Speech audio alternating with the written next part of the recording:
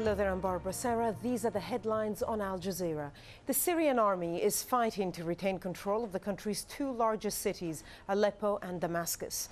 Witnesses say helicopters fired rockets into the capital on Sunday as troops loyal to President Assad tried to flush out the rebels.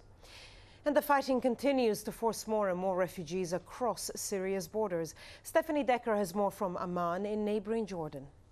Refugees are trying to flood out of Syria and into the neighboring countries. Here in Jordan, we had around 2,000 cross into Jordan very early on Sunday morning. The government here held a meeting to how they should deal with this. Also, they're saying that they will use all necessary measures to try and secure their borders, because on Saturday there was an incident where the Free Syrian Army tried to overtake the Syrian side of that border, but they weren't successful, and the Syrian government is still in control there.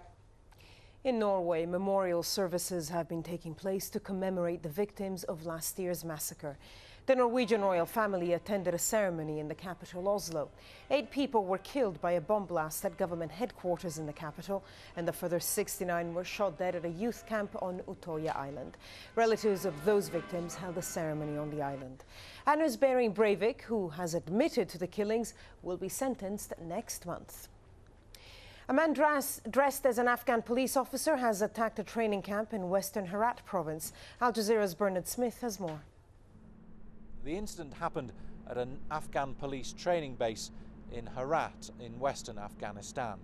NATO says a man wearing an Afghan security services uniform turned his weapon on foreign advisors working at the camp. A large-scale fight broke out, according to security services that have spoken to Al Jazeera. At one stage, NATO helicopters were brought in to monitor the situation and to quell any fighting that has broken out. NATO says an investigation is now going on into the circumstances surrounding the shooting. Don't forget that you can watch Al Jazeera online. Do go to the website, the address aljazeera.com. When you're there, just click on the Watch Now icon. Well, those were the headlines on Al Jazeera, and that's all from me. Thank you for watching. Bye-bye.